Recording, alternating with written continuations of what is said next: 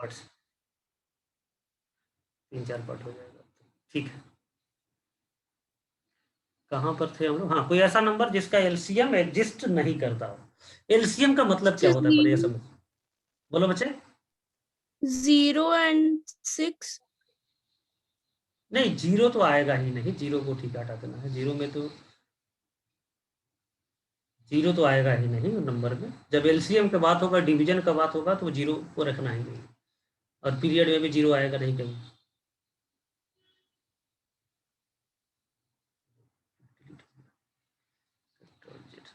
ठीक है, देखो बच्चे, कोई ऐसा नंबर जिसका एलसीएम एग्जिस्ट नहीं करता है, तो एलसीएम का अपना मीनिंग समझेंगे, एलसीएम है क्या।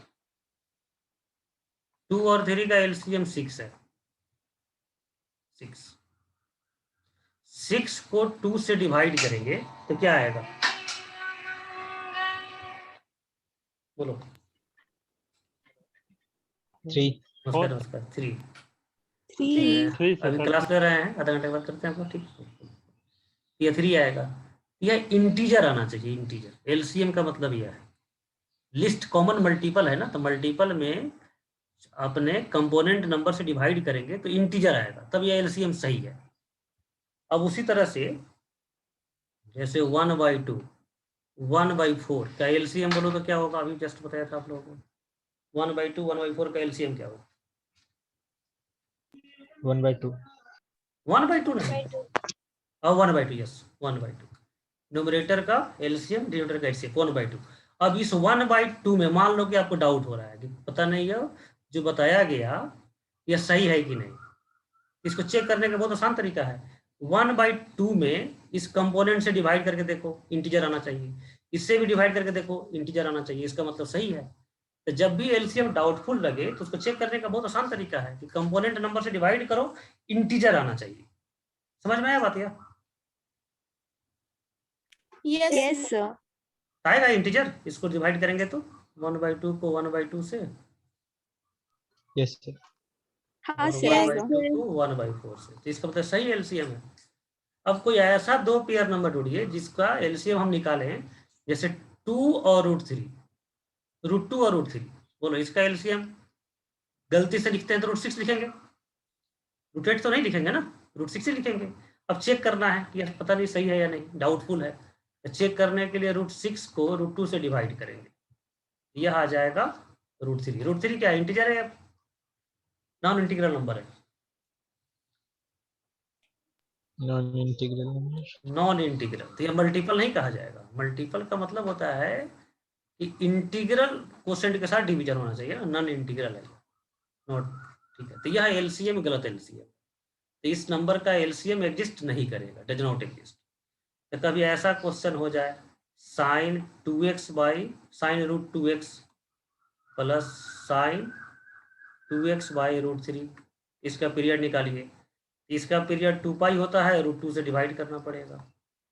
इसका पीरियड 2 पाई में a से डिवाइड करना पड़ेगा, यह हो जाएगा √2 पाई, यह हो जाएगा √3 पाई। तो इसका एलसीएम लिखेंगे √6 पाई, लेकिन इसे डिवाइड करके चेक करेंगे तो पता चलेगा एलसीएम गलत है, यह एलसीएम डज नॉट एग्जिस्ट। तो उस केस में यह इंडिविजुअली पीरियडिक फंक्शन होते हुए भी जब दोनों को एक साथ लिखेंगे तो आंसर हो जाएगा नॉन पीरियोडिक, क्योंकि उनका एलसीएम एग्जिस्ट नहीं कर रहा है। क्लियर है सबको? Yes sir. Yes sir. Yes तो सर। √2 और √3 का एलसीएम एग्जिस्ट नहीं करेगा। अच्छा, 2 और √3 का एलसीएम एग्जिस्ट करेगा नहीं करेगा, सोच कर बताओ। 2 और √3 का एलसीएम, गलती से भी लिखना चाहते हैं तो लिख दीजिए, 2√3 लिखेंगे, फिर डिवाइड करके चेक करो। नहीं। तो √3 से डिवाइड करेंगे तो इंटीजर तो आ जाएगा, लेकिन 2 से डिवाइड करेंगे तो इंटीजर नहीं आएगा, यह एलसीएम नहीं होगा।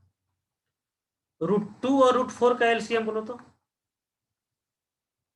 √2 और √4 तो इंटीजर हो गया, √2 और √8 का इंटीजर यदि हम √8 लिख दें तो बोलो तो यह सही एलसीएम है, गलत एलसीएम? चेक करना है आपको।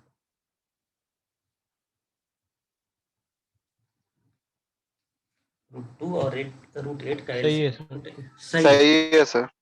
यहाँ डिवाइड करेंगे तो सही आ जाएगा। अब क्वेश्चन है कि दो इरेशनल नंबर का एलसीएम एग्जिस्ट करेगा या नहीं करेगा। क्या रूल बनाएंगे तो क्या रूल आएगा? दो इरेशनल नंबर का एलसीएम एग्जिस्ट करेगा नहीं करेगा?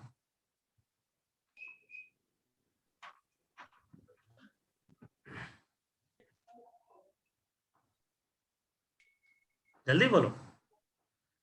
करेगा भी नहीं भी हो भी सकता है, नहीं करेगा। भी हो सकता है, वह चेक करना पड़ेगा, वो डिपेंड करेगा, हो सकता है। लेकिन एक रेशनल और दूसरा इरेशनल का एलसीएम एग्जिस्ट करेगा नहीं करेगा? No sir. नहीं नो करेगा, ये तो सर। कभी भी नहीं करेगा। तो ऐसा बुक में 5-6 पॉइंट लिखा रहता है, वो सब याद नहीं रखना है।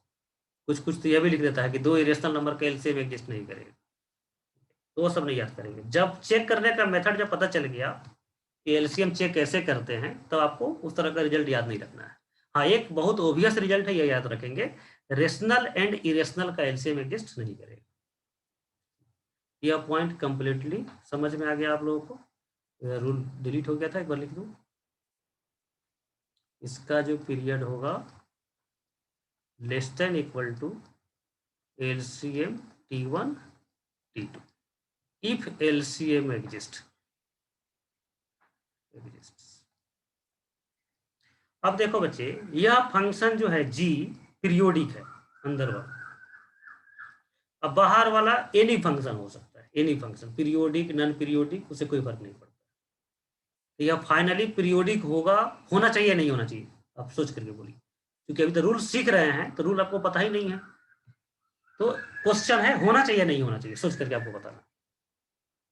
होगा या नहीं होगा तो फार्मूला जानने के बाद होगा, लेकिन जब तक आप रूल नहीं जानते तो सोचिए क्या लग रहा है आपको। बाहर वाला फंक्शन कुछ भी हो सकता है, पीरियोडिक नॉन पीरियोडिक, अंदर वाला फंक्शन पीरियोडिक है, तो फाइनली क्या होगा?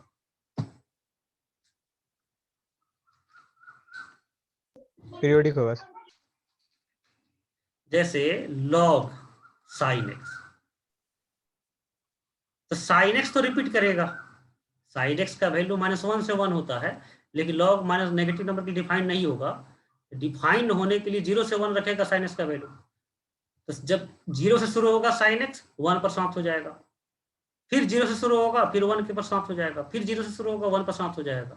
तो log को भी मजबूरी में क्या होना पड़ेगा? रिपीट होना पड़ेगा। log 0 minus infinity, log 1 0। तो log जो है वैल्यू देगा माइनस इन्फिनिटी से 0, और फिर शुरू हो जाएगा माइनस इन्फिनिटी से 0, फिर शुरू हो जाएगा माइनस इन्फिनिटी से 0। समझ रहे हैं सबको क्या? तो gx यदि रिपीटिंग है, तो बाहर वाला फंक्शन कुछ भी हो, फाइनली तो उसको रिपीट ही करना पड़ेगा, यह हो जाएगा पीरियोडिक। बोलो बच्चे। Yes sir. यस अब सर। इसका पीरियड क्या होगा? जो साइन का पीरियड होगा 2 पाई। ठीक है, कुछ ब्लैंक रहेगा, जैसे जहां पर अनडिफाइंड है, जैसे इसको थोड़ा सा हम ग्राफ से समझाते हैं।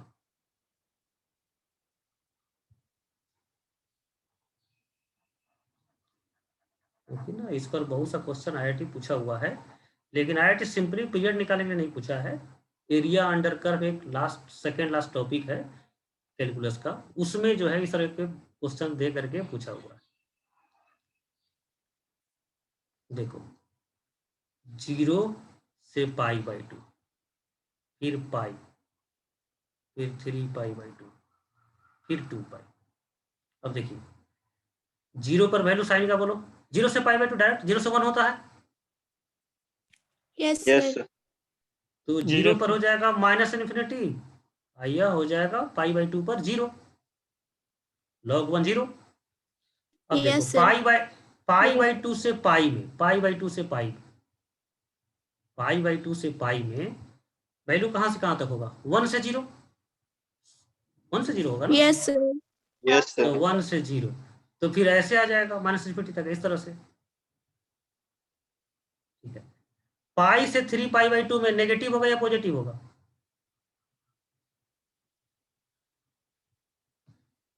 Negative. Sine x negative, negative होगा। मतलब इनफैक्ट टू पाई तक नेगेटिव होगा, 2 पाई तक। हाँ सर। Yes sir. तो यस ये तो डोमेन से बाहर, ये तो डोमेन से बाहर चला जाएगा, यहाँ पर कोई ग्राफ नहीं होगा। अब फिर यस 2 सर। पाई, फिर 2 पाई के बाद यही ग्राफ फिर रिपीट होगा, फिर अनडिफाइंड होगा, फिर रिपीट होगा। तो जो इसका रिपीटिंग का जो लेंथ है, वह वास्तव में 0 से पाई नहीं है, लेंथ पीरियड बोलने का मतलब क्या है कि पाई के बाद फिर ग्राफ शुरू हो जाना चाहिए। इसका ग्राफ तो अगेन शुरू हो रहा है 2 पाई के बाद, यह पूरा लेंथ के बाद ग्राफ रिपीट हो रहा है, ठीक है। अनडिफाइंड वाले लेंथ को भी पीरियड के लेंथ में काउंट करेंगे, क्योंकि अगेन जो यह पहला जो वैल्यू है माइनस इन्फिनिटी कितना इंटरवल के बाद आ रहा है, तो 2 पाई के बाद आ रहा है अगेन माइनस इन्फिनिटी, इसका पीरियड जो हो जाएगा 2 पाई हो जाएगा। ये बात समझ रहे हैं क्या? Yes sir. तो जो Yes, sir. अनडिफाइंड जो होगा ना एक्स एक्सिस पर रीजन, उसको भी लेंथ में काउंट करेंगे। लेंथ को उससे मतलब नहीं है कि फंक्शन डिफाइंड है अनडिफाइंड है, पीरियड को सीधा मतलब है कितना लेंथ के बाद दोबारा रिपीट हो रहा है, तो 2 पाई के बाद रिपीट हो रहा है, ठीक है। तो log sin x periodic function होगा, और मोर ओबियस इसका पीरियड क्या रह जाएगा, जो sin x का पीरियड है। डिफाइंड अनडिफाइंड सोचना ही नहीं है यहाँ पर, डोमेन रेंज कुछ सोचना ही नहीं है, जो sin x का पीरियड होगा वही फाइनल पीरियड हो जाएगा। e टू दी पावर कोई बोले tan x, बोलो पीरियोडिक होगा या नहीं होगा? तो tan x जब रिपीट करेगा तो ई तो डिपेंडेंट हो जाएगा, मजबूरी है उसको रिपीट होना, Yes, रिपीट sir. करेगा। और इसका पीरियड क्या होगा, पाई जो tan का पाई। पीरियड है पाई हो जाएगा, Bye. पाई हो जाएगा, ठीक है। सबके समझ रहे हैं होंगे। अब जैसे Yes, sir. Sine of sine x, तो दोनों पीरियोडिक है, तो इसका पीरियड 2 पाई,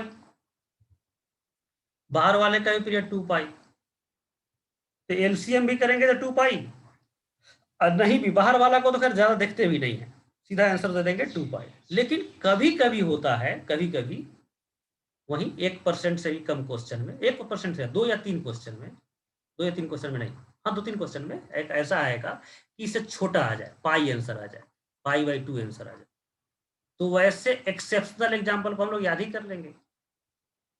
तो जो एक्सेप्शनल एग्जाम्पल है जिसको हम लोग याद किए हैं कि उसका पीरियड 2 पाई से भी छोटा होगा, उसके अलावा जो भी क्वेश्चन होगा वह 2 पाई के बराबर हो जाएगा। क्लियर है यहाँ तक जो हम बोलना चाह रहे हैं, वही समझ रहे हैं आप लोग? Yes, sir.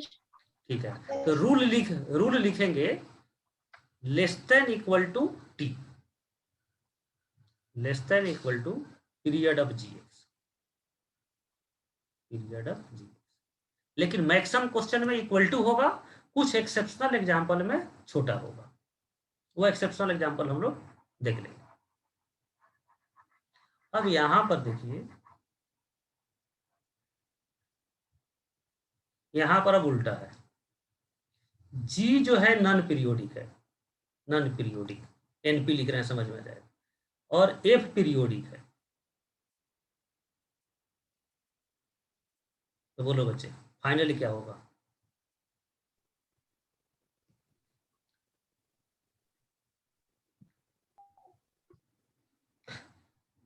जैसे पीरियोडिक फंक्शन साइन एक्स है, तो उसका साइन ले लिए, एक्स हटा दिए, और लॉग एक्स नॉन पीरियोडिक है, तो साइन एल एक्स, अभी आपको जस्ट समझाया था, बोलो क्या होगा? No, sir. अभी तो समझाया था इस एग्जाम्पल पे, कहाँ पर समझाया था आप लोग को? यहाँ पर यह लीनियर वाले के साथ यह समझाया था। तो यह क्या हो जाएगा? Not periodic, non periodic. Non-periodic. जैसे साइन पीरियोडिक है, रूट एक्स पीरियोडिक नहीं है, तो फाइनल आंसर क्या हो जाएगा? Non-periodic. periodic. ठीक है। लेकिन कुछ एक दो क्वेश्चन, कुछ नहीं एक दो क्वेश्चन, दो वैरायटी का ऐसा क्वेश्चन है जो आ जाता है पीरियोडिक, और इसके अलावा जितना है सब नॉन पीरियोडिक। तो जो दो वैरायटी है वही उसको याद कर लेंगे, रेस्ट वाले का आंसर नॉन पीरियोडिक। लेकिन जब फॉर्मूला लिखेंगे तो लिखेंगे मे और may not be periodic, not be. बहुत बार तो ऐसा हुआ है कि जब यह एग्जाम्पल पता नहीं था, एक वैरायटी में क्वेश्चन आया तो पीरियोडिक हो गया, उसके पहले वाला किताब में या टीचर लोग यही लिखता था नॉन पीरियोडिक, एग्जाम्पल मिलने के बाद अब रिजल्ट बदलना पड़ा, पीरियोडिक हो भी सकता है नहीं भी हो सकता। तो इतना रूल है, और इसके कुछ एक्सेप्शन है। अब एक्सेप्शनल को पहले याद कर लेते हैं तब क्वेश्चन करते हैं। बोलो सब क्लियर है यहाँ तक? Yes, sir. Yes, sir. Find period if exist, अभी क्वेश्चन नहीं करते, अभी कुछ नोट लिख लेते हैं।